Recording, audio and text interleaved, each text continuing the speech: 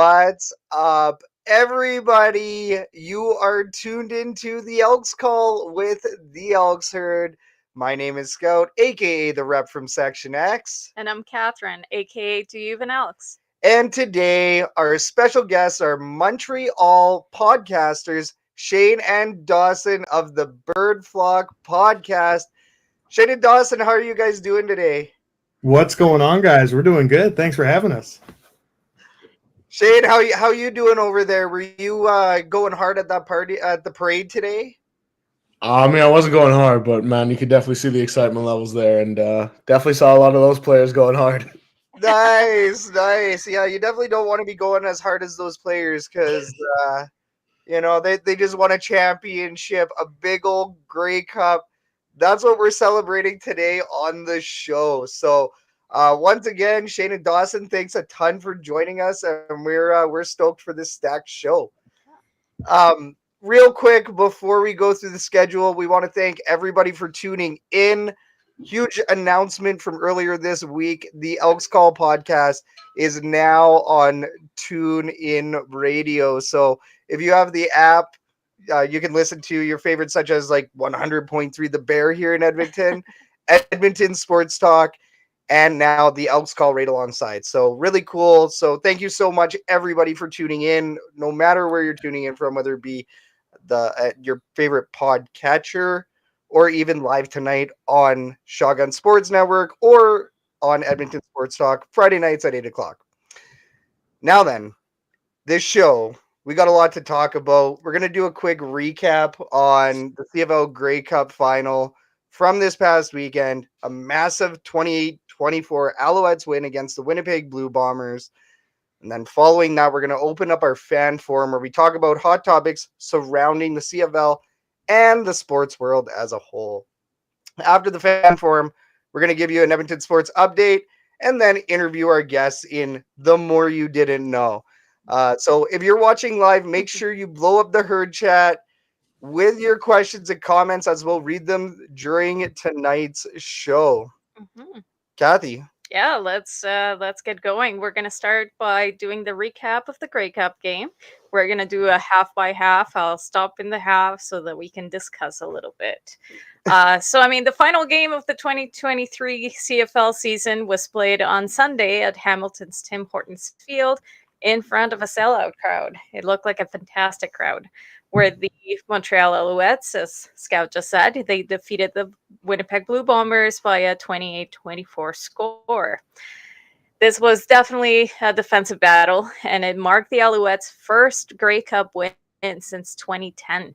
And we went into the game with the Blue Bombers announcing that same day that receiver Dalton Schoen and linebacker Adam Bighill would both be active for the game, despite neither being practicing all week, and they were not even part of the warm-up that same day for the pregame. So you knew that they were definitely taking a risk there. They were throwing everything into this game, even at the risk of further injury. So real quick, before we go further, Shayne, we'll start with you. Did you think that this was mind games by Coach O'Shea? Did you think they were really going to play? I mean, I guess it was mind game because it got me, to be honest. Kind of sitting there waiting for the game to start. I think Dawson even kind of texted me. It was like, "Hey, look, I'm pretty sure Big Hill's out." I didn't say look. I said confirmed. Big Hill's not playing. Yeah, not that you ever see a lot of a guy get hurt, but it was kind of like a little bit of relief off my shoulders, knowing how good he's been in his career. But when I saw him come out, I was like, Dawson, man, you told me he was out. So, Dawson, you obviously thought the same thing then. You thought Big Hill and Schoen weren't going to be playing at all. Yeah, TSN kind of led me to think that too. They're like, oh, they haven't warmed up. Dalton Schoen hasn't practiced since September 28th. I'm like, oh, okay, there's no way. And then there they are trotting out. And even during the anthem, Schoen's wearing a big jacket. I look at my mom. I'm like, oh, he's not playing. He's not playing. And then lo and behold, he's out there on the first drive.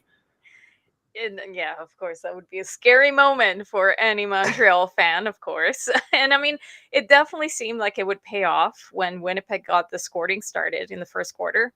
They nailed a 25-yard field goal by Sergio Castillo. to take a 3-0 lead with just 8 minutes and 32 seconds to go in the first. A quick first drive from the Alouettes quickly gave the ball back to Winnipeg just over a minute later on their own 44-yard line. And after a 2-and-out from the Elks offense that almost resulted in an interception on Fajardo. Sorry, my Spanish is coming out for all of these. Fajardo. The Colaros got to work. And Colaros got to work and completed a 66-yard drive that running back Brady Oliveira scoring the first touchdown of the day. And of course, Castillo's convert made it a solid 10-0 Bombers lead. Montreal replied with a major score of their own on the next drive, with the Alouettes' William Stanback breaking open a 35-yard rush touchdown to get his side back within a single score within 5 seconds left in the first quarter. So Shayne and Dawson, once again, we'll start with you, Shayne. What were your guys' thoughts on that first quarter? Man, I'm not gonna lie to you. When it was 10-0, I was freaking out. I was nervous. I had seen it so often from Winnipeg when they get out early and that the way that defense plays, I was scared. I was nervous. And then again, when I saw Stanback running, I was like, okay, why are they not diving? What's happening? And then he got in the end zone, and it was just me and a couple of my boys at the bar, and we went off when he scored that touchdown. It was exciting and kind of right back into the game. And you felt from there that, all right, now the defense that we've seen is kind of going to settle in, that we've seen all year, and kind of get pressure on Zach Colaros, and hopefully the offense wakes up after that touchdown. No, exactly. No, I was hoping as well. I threw down some money on the Alouettes. Dawson, what about you? I don't know where we stand here on the Elks herd in relation to pro versus anti-ref, but I'm just going to come out and say that the Bombers were kind of gifted that first touchdown on a brutal roughing call, I thought, when it looked like the Owls held them to 3. When they went in, I exactly like Shayne, I was like, okay, I'm getting nervous here. And then obviously before the Stanback play, before the Stanback run, there's a nice grab by Austin Mack too that set all that up. So once that started rolling, I felt a lot more confident being down only 3 heading into the second. Off 2 drives, really. Your first drive was 2 plays. This is your first major drive. I felt good. I felt we can take it to these guys. They got gifted that touchdown. Our defense held strong. All year, our defense has been bend but don't break. And I felt they did that on that drive, and Winnipeg got bailed a little bit. But no, I felt really good heading into the second. Yes, and the second quarter, it wasn't quite as high scoring, but it did have the Owls beginning to seize momentum. The defense got a first turnover of the night with Keontae Evans recovering the ball. But unfortunately, no points came out of that, however. And of course, the Bomber special teams unit did its part to take the momentum back and get the ball in close enough range for Castillo to kick it in. So at this point, the Bombers defense came up with a big turnover with 8 seconds left in the opening half to keep the score at 17-7. So yeah, let's take that second half. Nothing much seemed to happen really, but no, we can stop it though. But at this point, 17-7. What were your thoughts? Do you think that you guys still had a chance to come back even stronger at that point, or were you kind of giving up hope? No, I never in that game did I know that I was ever going to give up hope. But I think this eye in the sky thing has to be figured out for the CFL, because it's there to prevent penalties that the refs don't see. And I don't know on that goal line stand when you see a guy's helmet fully, in the neutral zone, how that doesn't get called. But I don't think Caleb Evans missed one of those all year. And then you give him 2 shots from the 1 yard line. He's not going to miss it often. And then you see the picture and it's just frustrating, right? You think going into halftime after they get that stop that they're going to have, all the momentum, and then it's a long halftime, and then you're kind of freaking out as a fan.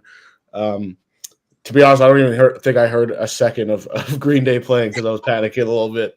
But then, and Twitter was kind of popping off, and and I'll let Dawson take it away because he has more to talk about the refs than I do. But yeah, it was just a long halftime for me. No, I mean, I'll let it slide. I'll let them slide. I think Shayne gave them their fair share of banter there, but no, that was definitely a momentum. I don't want to say a momentum killer because look what the Owls did when they came out in the third quarter. And I think the big thing on Twitter from a lot of armchair coaches was, how do you not take the field goal? How do you not make this a one-score game? If I'm in that situation and I'm Coach Maas, I'm Anthony Calvillo, I am 100 times out of 100 giving the ball to Caleb Evans on 3rd and goal and trying to score a major there. There's no way I'm kicking the field goal from the 1 ever. And you could say it's all hindsight at that point, right? Obviously, if we knew we weren't going to get it, yeah, sure, go kick the field goal and make it a one-score game. But I have no doubt that if they were put in that position again, 100 times out of 100, they're giving Caleb Evans the ball. Yeah, it was a stressful moment. I remember turning around to scout, and I mean, I'm not sure if you guys have seen any of the Edmonton Elks past games, but there was a few moments in the last season that Taylor Cornelius was placed in the same situation of, 3rd and goal or 2nd and goal, and we completely, ruined it there. And I was like, oh, that gave me mild PTSD right there. Well, see, and even then, like, even to go back on that, you had Kai Loxley playing short yardage. Yes. So Taylor Cornelius was the starter. There was many problems, within that scenario on its own. But even then, the failure to punch it through is just to get that first down or to get the touchdown when you're on the 1 yard line. It's painful. It's one of the most painful plays you could have to watch, right? So, yeah, I mean, it's same deal. We were cheering for the Alouettes. We definitely wanted the Alouettes to give them a win. Yeah, give him some money back from his bet. I had to throw down a couple bucks. So then we went into the second half. Yeah, I mean, the Elks opened the second half by making up for their missed touchdown opportunity. I mean, can we talk about that spectacular one-handed catch by Mac that got the Owls to the Bombers' 33-yard line? How crazy was that one? Yeah, it was something to watch. Fajardo then found goal Speaker. Okay, Speaker for the remaining 23 yards on the next play. With Cote's names, man, I'm bad with these. Cote's convert had the Elks trailing 17-14 just 2 minutes into play. Then, of course, we had first-year cornerback Ento getting between Kalara's ball and receiver Kenny Lawler putting in a fantastic interception that gave the Elks the ball back. And, of course, for the second time in the game, though, the Elks were not able to capitalize on that, and they did not get any points on that turnover, which forced the team to punt the ball away. After that, though, the Bombers took they took a turn at getting another turnover and not doing anything with it, which gave Fajardo the opportunity to complete an impressive drive, together with a 13-yard toss to Mac, giving them the third offense touchdown of the game. With Cote's convert, then they got the lead at 21-17. So that must have been an exciting time, hey? What were your thoughts at this point, guys? I mean, yeah, Austin Mack, I'm not going to talk about what happened on that catch. I mean, it was a catch. There's a reason it was a one-handed catch. It's because the other one was being held down. Things that happened, but the yank. We saw the yank. We was going to be like, you had to know that was either going to be called or caught, and it was caught. And good thing, because for whatever reason, it was a completely missed call. I know. Yeah, but after that, him catching the ball and then Speaker scoring the touchdown, I don't think I've ever had more faith in that team than I did after he scored that touchdown. I don't know what happened in that moment, but it was kind of like we said before. We thought, I'm not going to speak for Dawson, but I figured Winnipeg was going to have all the momentum based on stopping them at the 1 yard line and kind of in that first drive coming out and scoring in the way that they did.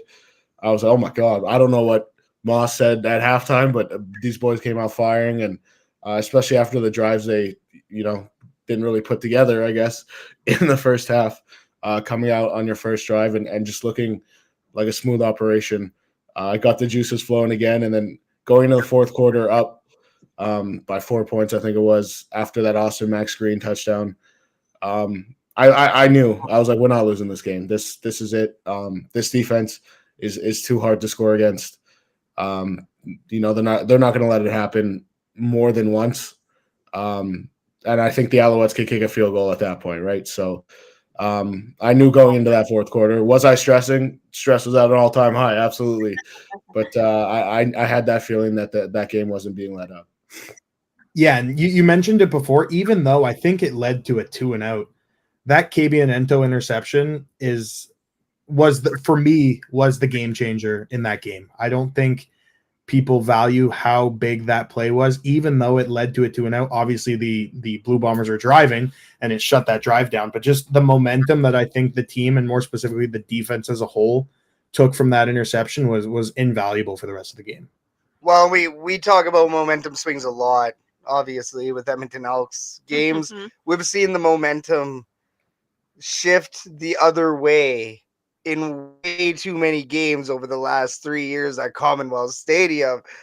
So when you see a play like that happen, that Ento interception, crazy. And the distance, I saw Marshall Ferguson do a breakdown of that interception and how much ground he had to cover. It is insane. It is a crazy good play. I think it even got so much attention that Big Hill spoke up in that thread, and Marshall Ferguson kind of asked a question, and Big Hill said, "This isn't the place for us to talk about our playbook."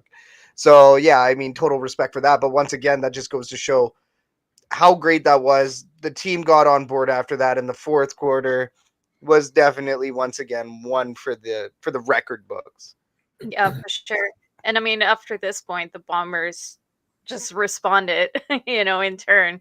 They had Colaros leading a drive that had Prukop completing a touchdown from the 4-yard line. That was 10 minutes or so into the fourth, and the Bombers led at 24-21. So the Owls got the ball back at their own 21-yard line with under 2 minutes to play. Evans kept the drive alive at midfield on a 2nd and 2, but Fajardo was sacked. So the Owls put their season on the line in a 3rd and 5, and Fajardo came through with a huge 31-yard toss to Speaker, moving the ball to Winnipeg's 21-yard line. And then his next play was a 19-yard dart to Philpott for the last touchdown with 13 seconds left in the game. With the last convert, the game ended at 28-24 for the Owls. How crazy was that moment? I got goosebumps. You just reenacted. I got goosebumps. Yeah, like Dawson said, definitely goosebumps again. Just listening to it. And I think I've watched that Tyson Philpott catch about 3,000 times in the last 4 days, and ever since then, it's still goosebumps every time. But kind of seeing Fajardo get sacked, a little panic started setting in, and then going to the 3rd down play, it's all or nothing at that point, right? It's if they don't get this, it's over. If they get this, they still got a chance. And even just needing a field goal there, getting that play set them up for field goal position. So you knew you were kind of okay. But when I saw that ball in the air, it felt like that ball was in the air for half an hour when he threw it on that 3rd down to Speaker. Expecting kind of a short, maybe slant route to Snead or Philpott, based on what they've been doing all game. And then that ball, he just kind of slings it up in the air, and you don't know who's on the other side for it, right? Based on the camera angle, and just seeing Speaker kind of go up for it, and the pause in your heart, bringing it down was amazing. And then kind of seeing, same thing on the next play, I think it was when he went to the end zone for Philpott, and I sat there and I couldn't believe it. I thought I'm sitting there waiting for just in case the ref says it's incomplete kind of thing. And my buddy sitting next to me was like, "Hey, are you going to celebrate?" And I'm like, "Okay." I'm sitting there waiting for the refs, and he throws his hands up, and I just start jumping up and down, and it was just an amazing moment that me and my boys are going to have. But it was just, I was waiting for something to go wrong on that catch. No, I can't believe. Sorry, go ahead. No, I was just gonna say that's amazing. Dawson, how did you feel at that moment? What was that like? I mean, I'm going to take it a play or two back. I can't believe we haven't talked about Cody taking off for 15 yards on 2nd and 18. That was, for me, another huge play, and it just shows, what a game Cody had. But just going back to that, I was in a similar situation as Shayne. The speaker, 3rd down convert, I'll vouch. That ball was in the air for 17 seconds at least. Like my heart was racing. It felt straight out of a movie. And then the Philpott, I genuinely, I think I blacked out. I don't know. I ran around my house. I ran outside. I had a much faster reaction than Shayne. The second I saw that ball touch his hands, I bolted. I started screaming. So I definitely didn't have the hesitation Shayne did, but no, just the feeling afterwards, and being with my dad and all that, it was just unreal. Oh, that's fantastic. I get it though. I get it, because after that there was still another play, and the Bombers got the shot, and there were 10 seconds on the clock, and I was just like, oh no, because you never know what could happen, right? No. So it was stressful. It was the stressful last 13 seconds of the game. No, exactly. Real quick, in the herd chat, Steve Benassi. Good evening, Steve. Make sure everybody get in on the herd chat. Because we're going to have the fan forum here right away. Steve, why don't you tell us who your Grey Cup pick was? Please throw it in the herd chat. Good to see you tonight. And Grey Cup Festival. Let's talk about that real quick. So there's a lot of fans that went to Hamilton, got to witness the Alouettes in that probably one of the most exciting Grey Cup games I think I've ever seen. Catherine, what did you think of last year's Grey Cup in comparison to this one? I don't remember it. Yeah, see, so there you go. So this is definitely one of the most exciting Grey Cups I've ever seen. So, and also Hamilton put on one hell of a Grey Cup festival. However, something that we've kind of talked about here before we went live, COVID ended up running rampant through the Grey Cup Festival. So we're seeing reports on X, multiple fans getting tested as positive, of course, as soon as they come back to their hometown where their base city.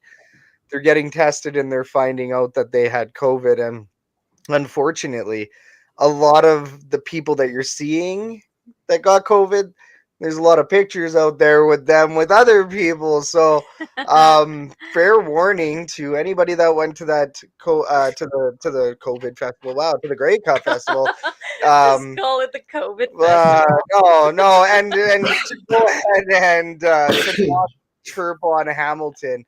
This apparently was like the best Grey Cup festival in recent years, especially because they had just let up and eased up on COVID restrictions and everything else. I think last year, even in Regina, there were still a couple of restrictions, and there was, it still wasn't 100%. Mm-hmm. So, the moment we let our guard down, the moment we want to have fun, the moment we think that COVID's not going to drop. What are we on? COVID 23 going to COVID 24. So. I mean, this is the Grey Cup variant. The Grey Cup variant. I like that.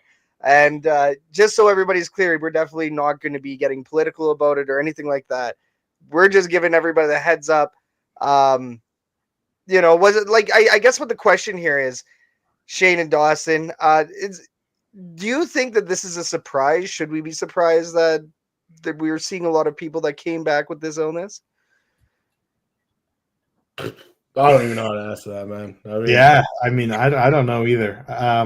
The only thing I'd say to that is anyone who went to the parade, probably watch out today too, because there's a lot of drinks going around there, a lot of drink sharing, a lot of hugging there too. But no, I think that I'm not surprised, I guess I could say. I obviously wish everyone a very quick recovery, but I won't say I'm surprised necessarily. If it was a flu or anything like that, I think any big event, any big festival like that, it's gonna happen. So no, it doesn't necessarily. We have kids that are in school. Yeah, they're kids are gross. Yeah, kids are gross. You're guaranteed to get sick regardless. So Yeah. the one thing that I have to say is Wash your worth it. hands. Worth it. Worth Worth it. it. Worth it. I mean, if you're, yeah. I mean, hey, You know, if you're if you're there having the time of your life at the Grey Cup, you know, there's always the risk, regardless of where you go. We also went to Toronto just a month ago or so. yeah. And even in the airport, even in the airplane, even wherever you go, you always have that thought of like, oh man, I'm gonna get COVID. Yeah. But No, There we is hey, there. you know, it's one of those events. Everybody let their hair down, and Yeah. stuff happens. And biggest thing is wash your hands, and I hope everybody heals up. And yeah, I mean, for next year for BC, do I think it's going to be a factor? Not really. Maybe people will remember the Hamilton one, and they will remember to maybe just wash their hands and maybe distance a little bit. But even then, I don't know if we can say that we would hard. do that, right? We're Yeah. going to be taking pictures with people and drinking with people Yeah. and X, Y, Z. So just get a booster or something. yeah, but So, I mean, I could guarantee you, if I was in Hamilton and they won that game, I was not staying 6 feet apart from someone, man. that's exactly it, right? You're going to be hugging everybody. And say, like I I would said, also get COVID 20 times for another Al's Grey Cup. So There you go. That's the way to look at it. There you go. But before we move on to Yeah. the next segment, we did have Steve answering our question, and he bet on Montreal, and he made some decent cash out of that. So, Steve, I don't know you, but you're a smart guy. There you go. Steve is a smart guy, especially tuning into the Elks Call tonight on goodness. Shotgun Sports Network. He also says shit happens and we get over it and we move on, and that's exactly what we're gonna do with this last segment. Moving right along, ladies and gentlemen, you have entered the fan forum where we're going to talk about some hot topics surrounding the CFL and the sports world as a whole. Our live listeners will get to chime in on each topic we discuss. So make sure you comment in the herd chat on YouTube as we ask each question, and we will take a look in the herd chat right after we've answered. So, fan forum topic number 1, very obvious. Montreal defeated the Winnipeg Blue Bombers in an upset win in the 2023 Grey Cup. While most fans, pundits, and media members had Winnipeg winning the Cup, Kathy and I actually had Montreal winning it all. The players themselves said that they felt the disrespect, so that begs the question, were the Montreal Alouettes underestimated, and when did their season turn the corner? Shayne? I say it often, and I think it's going to be my answer until the day I die. It's the Darnell Sankey and Sean Lemon additions to this defense. I've never seen two guys come in mid-season, like we said on the Bird Flock. Not two guys that were traded for, two guys off the couch that came in and made that impact. And Sankey actually even talked today at the parade very briefly, but you could just see the type of leader he is, and you could see why guys would rally around him in the locker room, and seeing how happy Sean Lemon was today at the parade, like, you know how much it meant to him to finally prove that he could get another one and cement his career as a future first ballot Hall of Famer. So those guys coming off the couch was to me the easiest turning point I could think of in my life. 100%. I'm piggybacking off that one hard. The only thing I'll add, and it was a mid-season win, and Shayne and I were actually both at the game in Ottawa. Montreal had a huge come from behind last-second victory against Ottawa, and I really feel like ever since then, that was again one of Sean Lemon's coming out parties, one of his first games. I don't even think Darnell Sankey was signed yet, but just knowing how this team can come together, and really more importantly, come behind Cody. Cody wasn't even playing in that game. It was Evans. But again, even just at that, coming through adversity, I really think the team got behind that game. And just talking to some of the players, that game for them, I think, was a pretty big turning point too, just in their season in general. Yeah, no, I'd agree. I would say the arrival of Sankey. I think when Sankey decided to go there over Saskatchewan or over anywhere else, really, he picked Montreal. He said we were going to win the Grey Cup. And even when you saw them play in Edmonton against the Elks, and for years we have believed that we were going to win all of our games against the Alouettes. For years, we've never really looked at the Alouettes as a contender, and I get it. Yeah, we're the Edmonton Elks fans talking over here. Listen to these guys talking about contenders, eh? So, anyways, when we saw them play, it looked like a complete team. Their defense was good. We were having a rough go playing against those guys. So, yeah, I mean, it was wild to see them turn it around, and then just like Ryan Messer here of Shotgun Sports, of the Stallion Stampede here. Negative media conversations create locker room fuel, and that's kind of how the playoffs went for the Montreal Alouettes, right? That was the Montreal Alouettes. They turned it around, and with that Toronto Argonauts, like that win over the Argonauts, it was at that moment that I believed that the Alouettes were going to take it all. Even Steve Benassi says it was week 16 that was the turning point. Oh yeah, over the low life stamps. I appreciate that comment. Yeah. But I mean, I think I said it last week too on the last episode that we had, is that the Alouettes went in with a different kind of pressure, right? Everybody was looking to the Bombers to be the number one team. A lot of people automatically assumed that they would be the winners.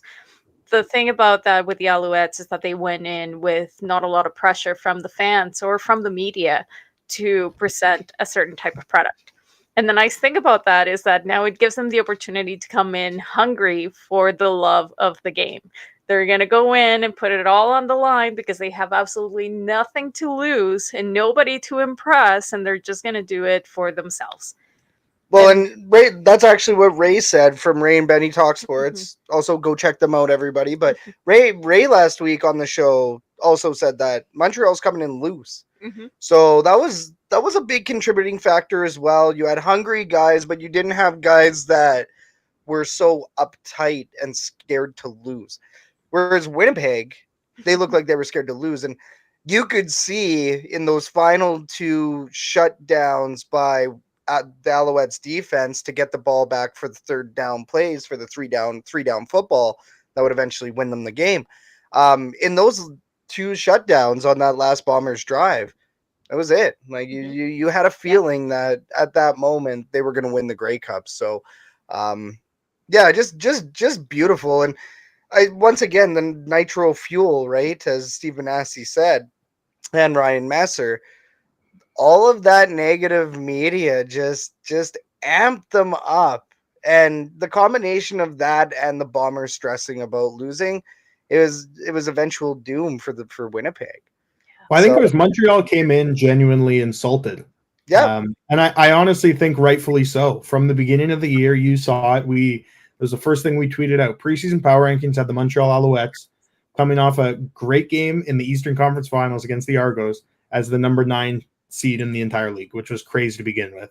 Shayne had a famous rant where he was talking about how somehow the Hamilton Tiger Cats had a higher percentage of hosting the Eastern semifinals after we had beaten them twice by 10 plus points. We were ahead of them, 2 games ahead of them in the power rankings, and they were just, they kept doubting us. Not to, sound cliche, but the Alouettes were doubted the entire playoff run, and I think they really came into the Grey Cup insulted. Oh, totally. Montreal believed that they deserved to be there and were fired up that the media didn't think they deserved to be there. They were disrespected. Steve Massey. You got to show 'em. Yeah, you got to, and they got those kind of guys. I mean, Sean Lemon, once again, the amount of adversity that guy saw this season,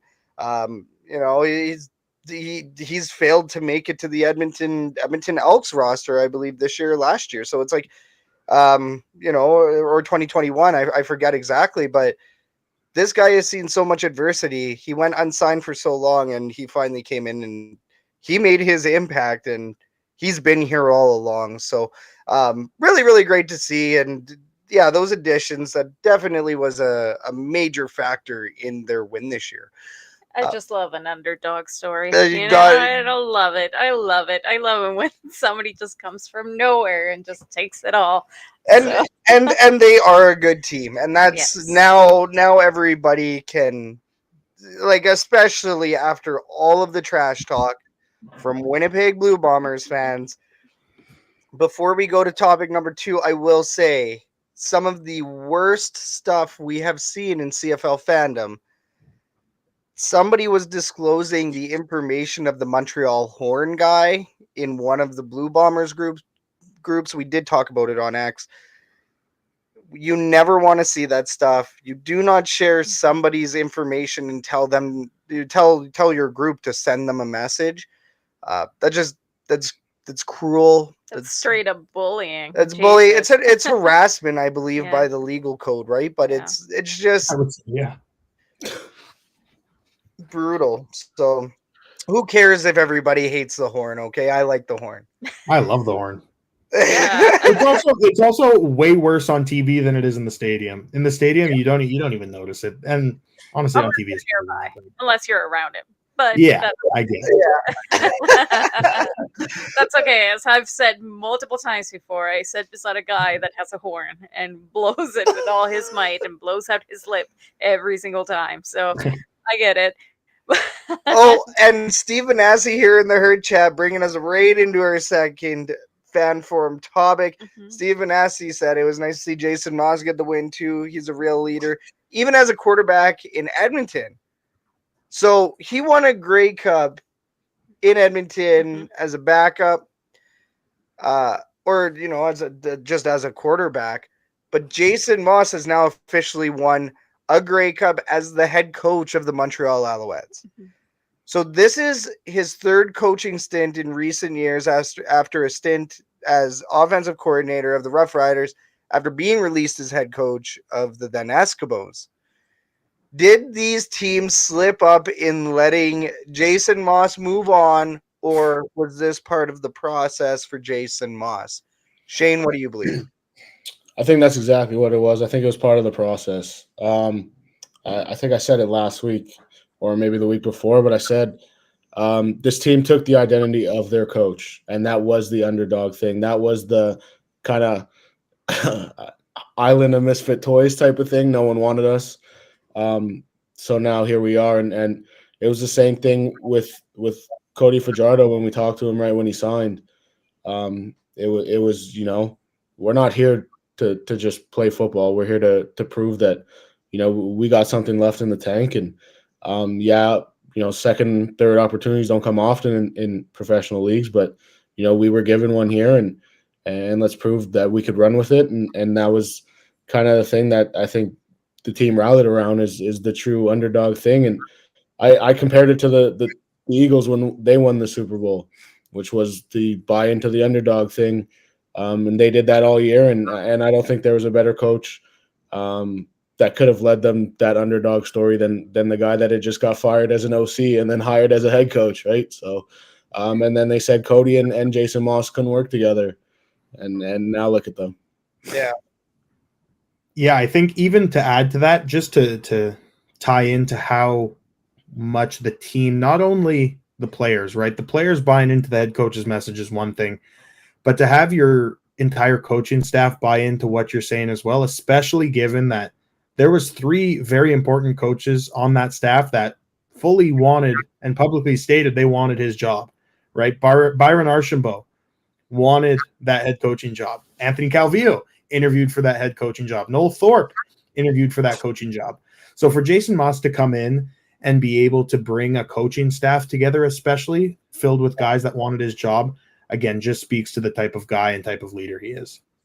Well, Noel Thorpe, he was on the 2021 first year edition of the rebranded Edmonton Elks, and he saw lots of adversity in that season and was basically pushed out of town. He was run out of town. Nobody really liked what he was trying to build anyways. So once again, right, like you said, I think in Noel Thorpe's situation in Edmonton, he lacked any true vision with the team because it was just such a gong show at that time. You fast forward to him winning the Grey Cup now, Jason Maas has put down a vision. He's mapped out how he wants this done, and he's actually brought in guys that were his competitors, really. He's been who else better to work alongside you than people that have similar credentials to your job, right? It just makes sense. So, and yeah, he Jason Maas. We've seen a lot of Edmonton Elks fans in the groups wishing that Jason Maas was back. I appreciate that because I was somebody that did not want to see Jason Maas go. Sure, he threw too many clipboards, and sure, he had too many hissy fits, and he had a really rough go at head coach in Edmonton. But that was his first head coaching stint. He didn't truly have that maturity as a coach yet. He, if anything, he still had a mentality as a player at that point. He still had like a fire to play, right? That passion, he didn't know how to channel it properly. Yeah, definitely. That's just exactly what I was going to say, that I think he just needed to mature into the role a little bit more, and clearly, Ryan says it himself here, adversity preps you for success. So, I mean, once you've had a couple of failed positions, you tend to really internalize it and be like, okay, what is it that is missing? What is it that I can do better? And that takes on that maturity role that he took upon himself, and then he got to a position that now he's a successful head coach. And it's also, there's so many other aspects of there's so many other things, just the chemistry that you have with the team, the chemistry that you have with your quarterback, the team that you're working with, all of the other coaches, it all plays together. So we can't just say that, hey, having Jason Maas back here in Edmonton would guarantee success, because that's not necessarily all that it is. No, exactly. Now, head coach of the Elks, we may see that down the road. Steve Benassi, I don't think we're gonna see Jason Maas coach the Oilers anytime soon. That's a big pipe dream. Listen, it would probably be better than the garbage that we're seeing right now. But that's a different podcast. Yeah, exactly. That's gonna be some penalty box hockey talk V2 unannounced. Speaking of podcasts, real quick. I mean, we can't really leak the news too much, but to talk about things related to a podcast, Ryan Messer is going to be joining us next week on the Elks Call. Shout out Ryan for listening tonight. And once again, shout out everybody who is tuning in to the Elks Call with the Bird Flock podcast today. All right. So, ladies and gentlemen, we are going to go ahead and close the fan forum. Thank you so much, everybody, for getting in on that one. That was a fun one. That was a pretty fun one. Good thing we didn't make COVID one of the topics. All right. So, we're going to get a little bit local here. Not local, but local with the Edmonton Sports Update.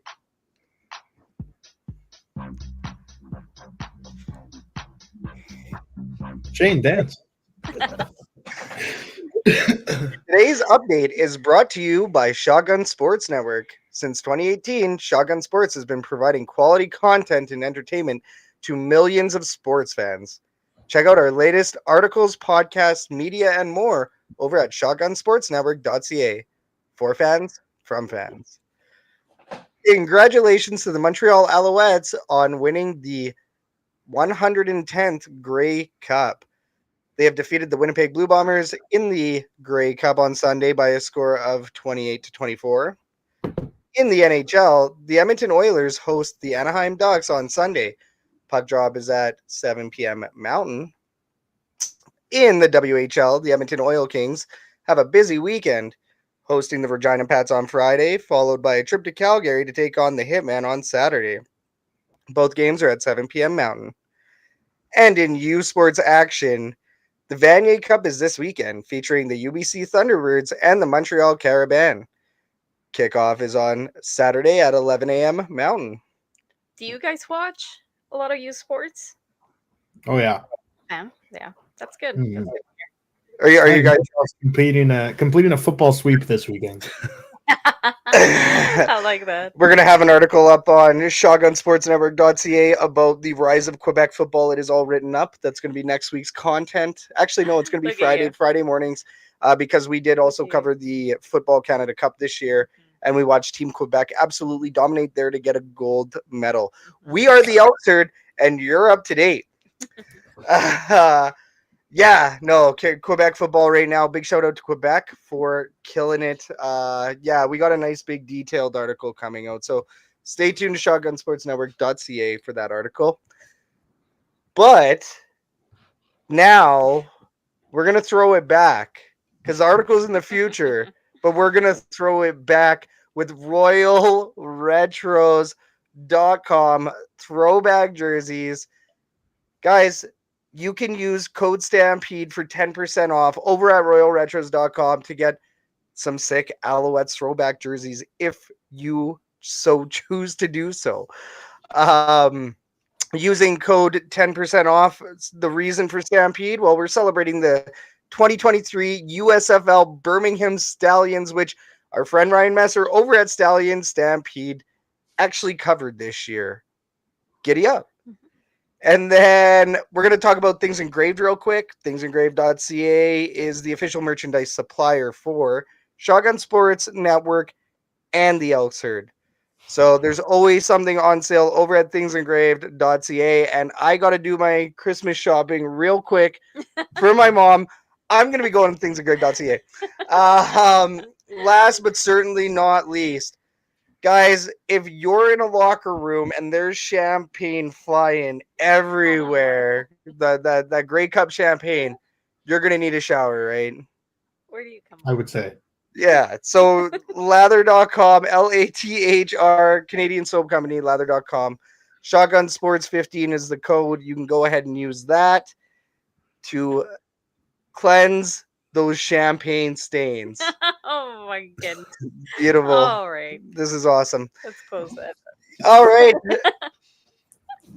Folks, this is The More You Didn't Know, the final segment of the show. For copyright infringement. For copyright infringement, where we interview our special guests of the night, the bird flock, and anybody in the herd chat, please throw down your questions for the bird flock as we will get your questions on the show.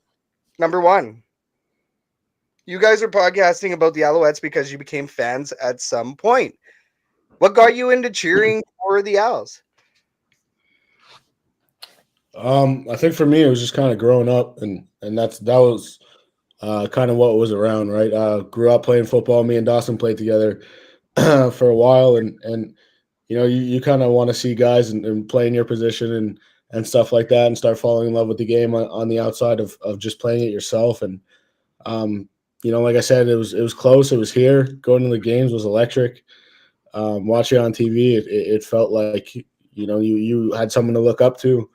Especially in Canada, when I was young, I didn't really know what the NFL was, obviously. But just watching guys on TV that, you know, are playing from, you know, your hometown, and then seeing guys, you know, Quebec guys playing out there on the field, kind of made me fall in love with it. And maybe, you know, growing up as a young football player made me feel like I had a chance to be on the field too one day. But obviously different. I'm sitting here talking about them instead of being out there, but the love just kept growing every year, and that's how we got here. That's awesome. No, same deal, right? Clearly not on their turf, but this is about as close as we can get. What about you, Dawson? I mean, I feel like I was just kind of born into it. I don't remember a certain game or a certain season where I was just obsessed with it. My dad and I had season tickets from the time I was maybe 4 or 5 years old. So when I say I was born into it, I really was. We started off out there in the trenches, end zone seats on the shitty little bleachers. I don't know if I can swear, sorry, on the crappy little bleachers. And then, you know, had season tickets for 10 plus years. And now I go see these games with my good buddy Shayne. But yeah, no, ever since I was a little kid, I remember the first Christmas gift I ever really asked for, and the one I wanted the most was a Ben Cahoon 86 Alouettes jersey. That was top of my wish list. But yeah, I feel like it's just been a part of me ever since I was a little kid. Oh, that's amazing. Yeah, right on. So outside of this past Grey Cup, what would you say is your favorite Alouettes memory, or what is your favorite part of, you know, going to an Alouettes game? I can't really say the same thing for last year, but this year just the vibe was different. the new owner came in and he really bought into the team and really put back in the team. The new jerseys, those red jerseys were fire. Those are the ones I wanted them to wear on Sunday, but ultimately I don't make that call. But the crowd was buzzing, and you just saw, it felt like there was more night games. I don't know if that math adds up, but for some reason it felt like there was. And there's no better place to be, in my opinion, than downtown Montreal on a Friday or Saturday night, especially if those boys get the win. But like I said, the new owner just came in the halftime shows, and he put a lot of money into the team, and really brought the vibe up in the stadium. And there's more fans this year, and even if there wasn't more fans, it felt like the fans were more bought in. Winning close games and winning a lot of games at home, that obviously helps. But the vibe was electric in the stadium every game, win or lose. And obviously now I think next year is going to be even better. But year 2 of us having our season tickets, it was amazing. Oh, yeah, it was unreal for us, for me too. I don't want to give like a selfish answer, but for us this year, having started the podcast and being so lucky to have interviewed 15, 20 guys on the roster this year, being able to go on the field after the game and chop it up with some of those guys, or seeing them pre-game, standing field side and them coming up to us and saying what's up and recognizing us and messaging us on Instagram. That's such a cool memory, because like Shayne said, like, we grew up idolizing this team. So that was just an unreal experience this year, just being able to get actually close to some of the players. And then my favorite memory, I know you said no Grey Cup this year. I'm going to go back to the Grey Cup in 2009, which is just the 13th man Grey Cup, which was just unreal. I was just, a teenager then, but what an unreal experience. Just seeing that, watching the whole game, obviously having season tickets that year. The Owls were a dynasty at that point.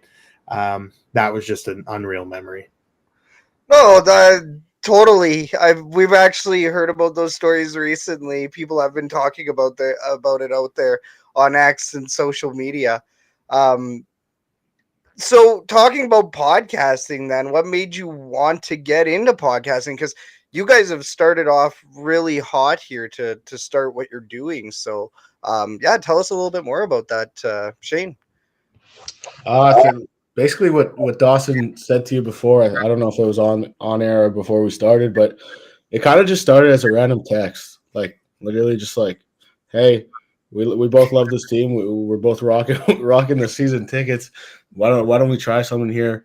And we did, and it's just fun. We didn't care who was watching. We didn't care what players were watching. We didn't care what players we were talking to. It was just great to get on and for an hour or whatever, 40 minutes, however long it was, just chop it up about football, talk about the game we love and why, what we think is going to make this team successful. And like you said, as we kept going, we kind of started out with a bang. William Stanback was our first episode.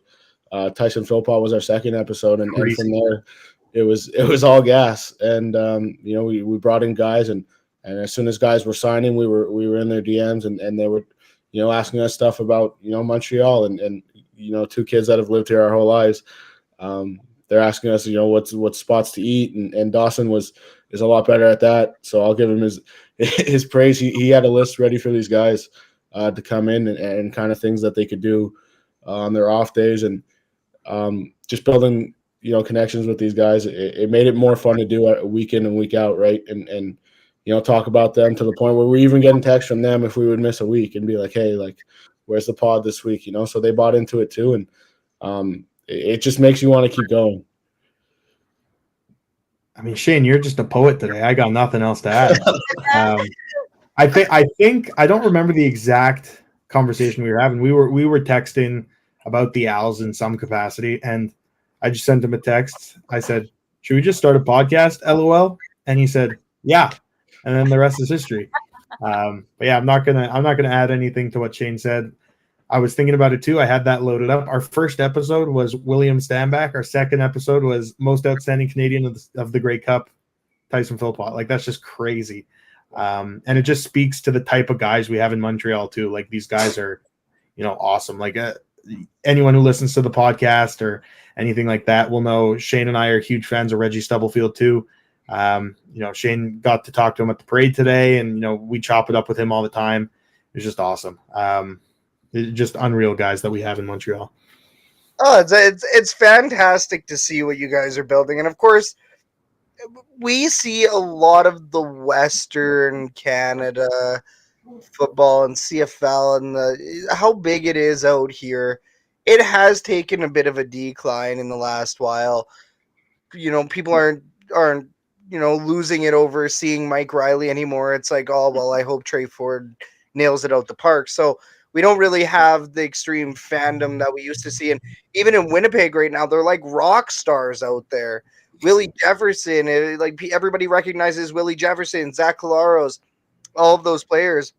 In Montreal, it's sometimes easy to forget about how big they take it out there and how big it can be. Even with that parade today, we were talking about it earlier. The pictures, there's just piles of people that are celebrating this Grey Cup. So the players coming in, they still see that. They still do see some of those pieces, and the fact that you guys get to bring it point A, point B, and bring the fans closer to their favorite players. And now, you guys have just covered, as a podcast, you guys have just covered a Grey Cup season. So incredibly stoked for you guys. My personal last question is, outside of the Alouettes, what other teams do you guys cheer for? Oh, you mean any other sport, or you mean any other sport? Like, what's your other sports teams? Yeah, I was gonna say I'm pretty locked in on the Owls. I got enough riding on them. I don't think I can cover another team.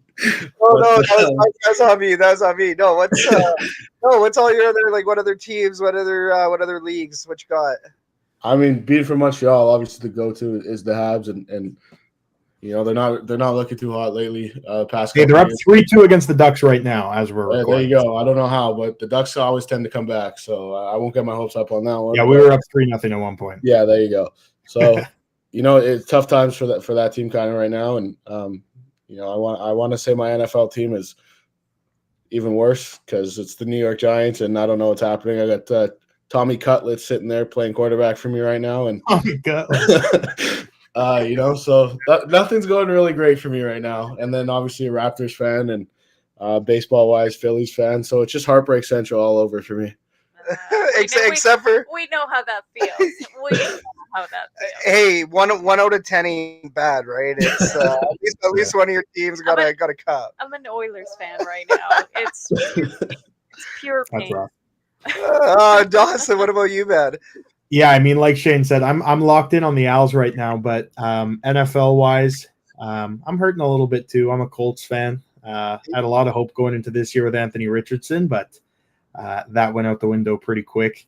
Habs fan, obviously, like Shayne mentioned. Raptors fan, like Shayne mentioned. And then I'm batting a little better than Shayne. My college football team, I like the Washington Huskies. Just a little better. Oh my God, years, so I'm feeling good about that.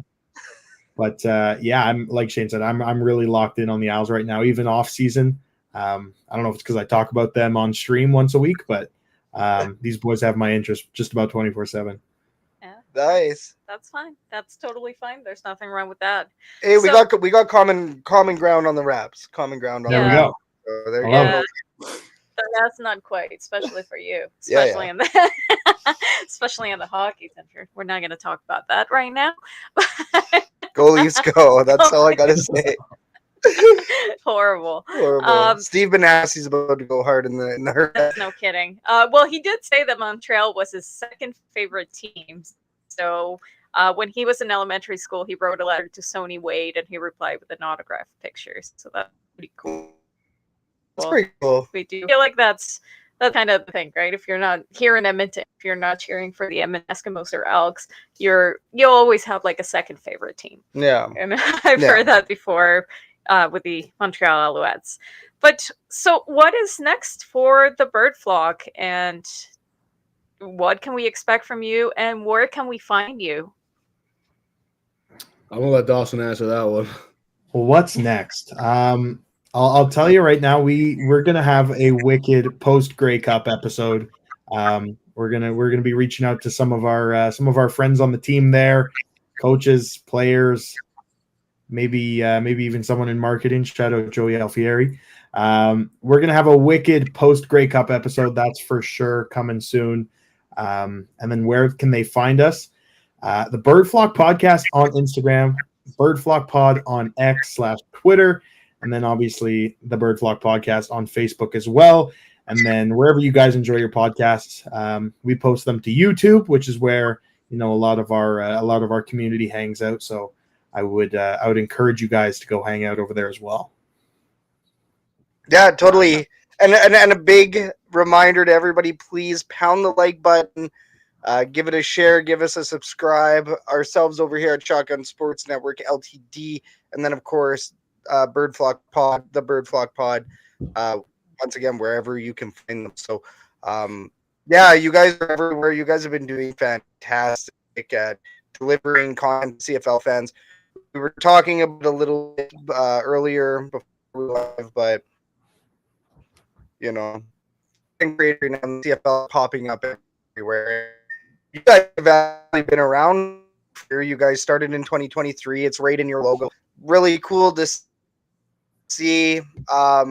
Couple of parallels here. We also 22 jersey. You guys have the Bird Flock 23. So we knew that we had to have you on the show, and it just so happened that we found you right before your team won the Grey Cup. So fantastic, and couldn't be more happy for the Montreal Alouettes fan base.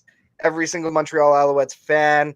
We actually know an Alouettes fan or two, even the Elks tailgater, Pat, swung by. Shout out, Pat, if you're listening, Pat. He's really good stuff. So the fan base has always been good whenever we come to Edmonton.